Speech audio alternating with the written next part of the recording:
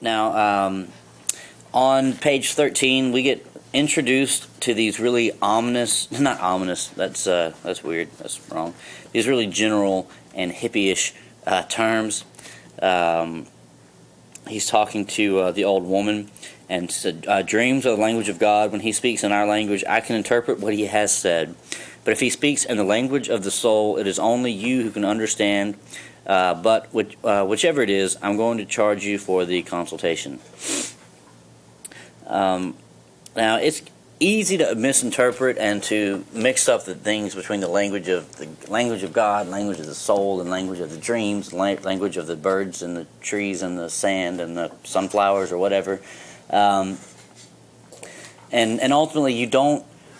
I mean, I want you to pay attention when you read, but you don't have to worry about keeping track on what is the language of the soul versus the language of God or language of dreams and all that, because ultimately, Coelho is introducing these terms to try to be as general as possible, to be able to communicate to as many audiences as he can, or as wide an audience as he can. So when he says the language of the soul, I mean, that could mean anything, right? I mean, some people think that some people don't believe in the soul. Some people think that the soul resides somewhere deep in their heart, in the center of their mass of their body. Some people think their soul is their third eye in their brain or whatever. Ultimately, it doesn't matter, right? What Coelho is talking about, and even if you don't believe in the soul, doesn't matter. You understand the concept of what a soul is, unless you're some kind of cyborg that, I don't know. I won't get into my RoboCop speech, but the idea of the language of the soul is the idea of general consciousness about yourself, who you are, right? Your morals, your values, and whether or not you believe in the soul or not. That idea, that general consciousness on and self-awareness, and that's ultimately what it becomes about, is self-awareness and becoming what you feel you ought to.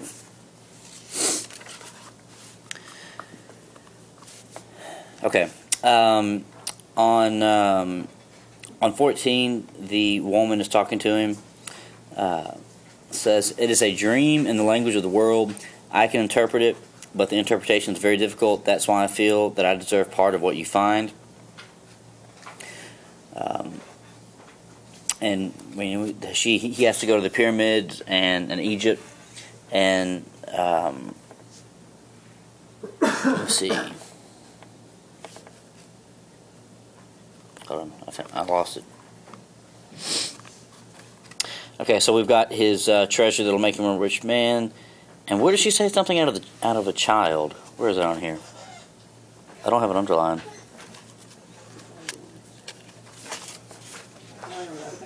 If the child said it didn't exist, was that it? No, where is it? Oh yeah, and it's in his dreams. So the child went on playing with my sheep for quite a while, and suddenly the child took me by both hands and transported me to the Egyptian pyramids. Okay, why is it important that it's a child in his dreams?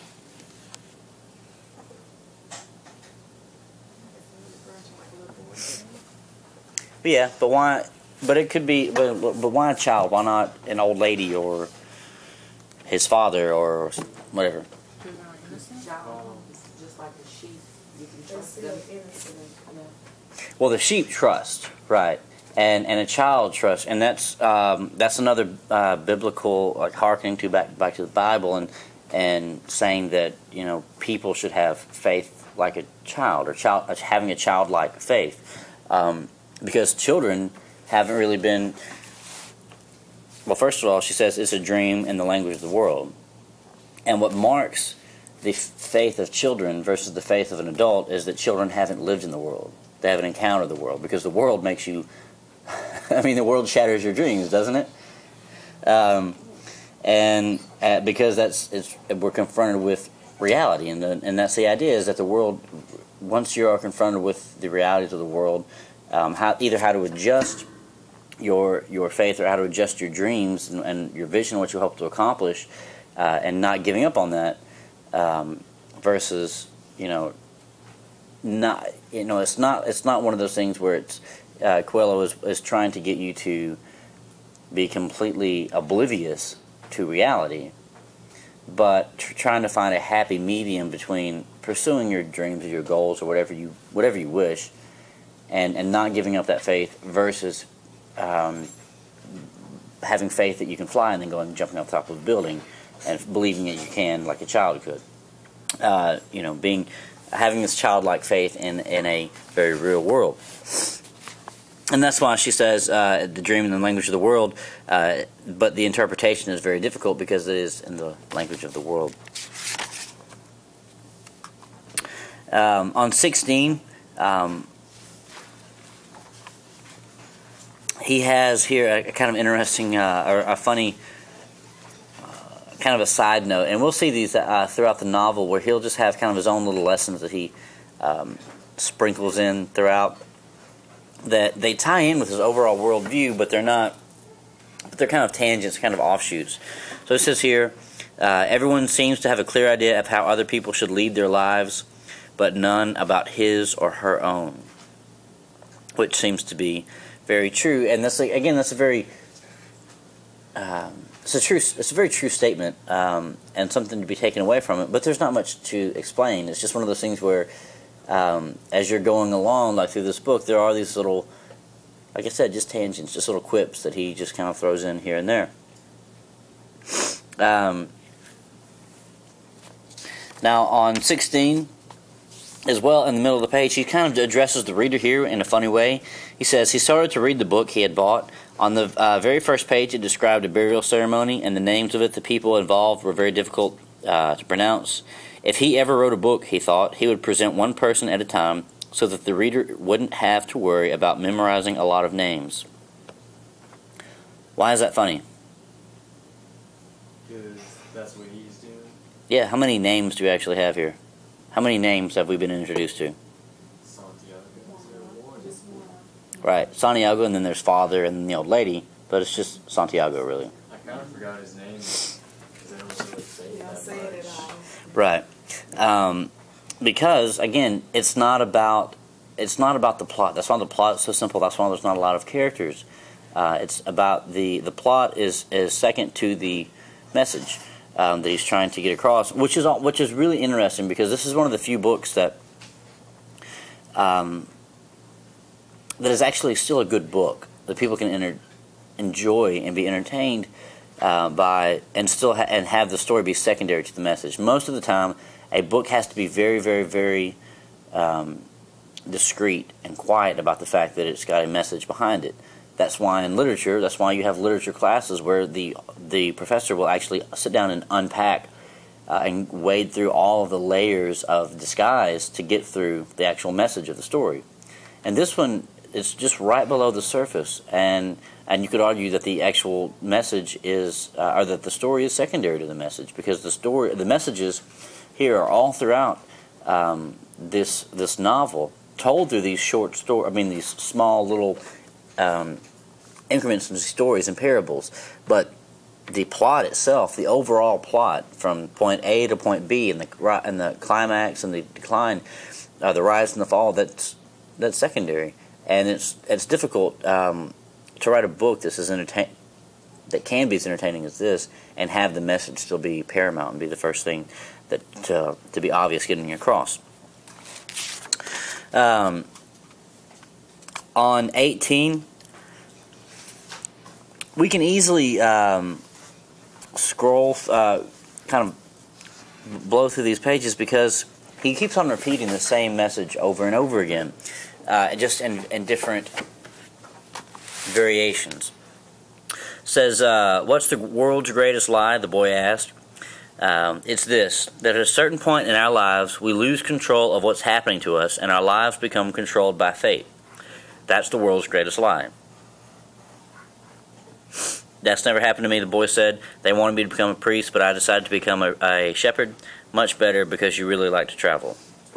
Now, again, this whole thing about the world's greatest lie, it's repeating that, or in the same vein as the whole idea about the shepherd and the childlike faith. I mean, that's why we give up on our childhood dreams, because we ultimately, well, it depends on what your childhood dream is. But we're not talking in extremes. We're not talking about, I don't know, whatever childhood dream you may have had about being adopted from as a, I don't know, I don't know, some kind of unrealistic childhood dream versus something that is a realistic, like, childhood dream, like a cliche one is like being an astronaut, right? That's not unrealistic. But you know what we always say is that reality happens, the world happens, and so that kind of shatters our childhood dreams or our childhood fantasies or notions and faith that we might have.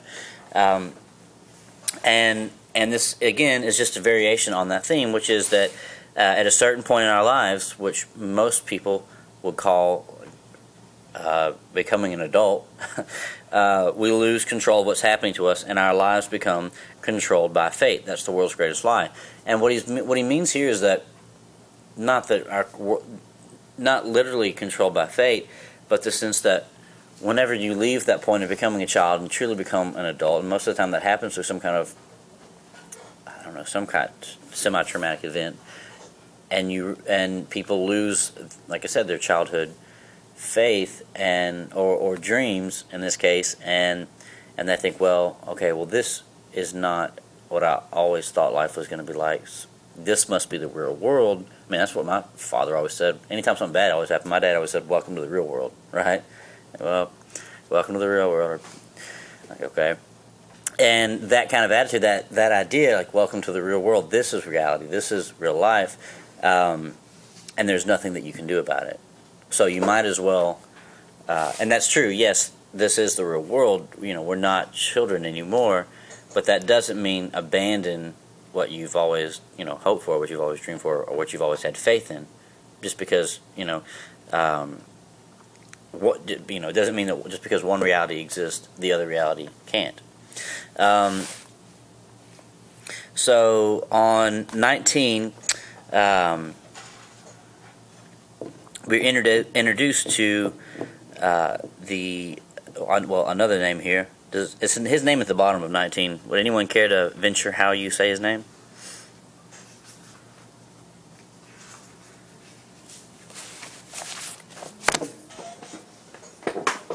I'm going to get a refill. You guys ponder that. 5 points to the winner.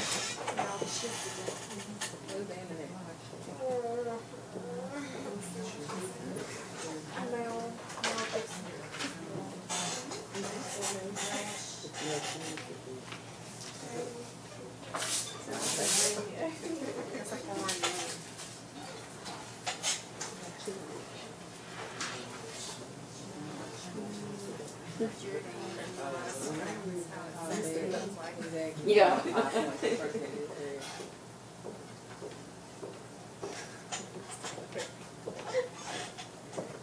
Anyone? Any takers? Try the date. Close. Melchizedek. Melchizedek. Yeah. Melchizedek. Yeah. I don't know. I didn't even know what I was going to get 5 points on. It was just motivation. I am. Yeah. So Melchizedek is a biblical character as well, in the sense that he shows up in the Bible twice. Once in the Old Testament, once in the New Testament. And he is one of the most widely, I'd never heard of the guy before. He's one of the most widely debated characters in the Bible because so little is known about him. Where does it say he was born? Salem. He is the king of Salem. Salem, he also says that in the Bible. No one knows where Salem is in the Bible. It's not on any of the maps. In the Old Testament, there was not a town that people inhabited that was called Salem. In the Old Testament, we're introduced to Melchizedek because Abraham was coming back from basically killing kings. And for those of you that may not know, Abraham's like the granddaddy of the Old Testament. Like,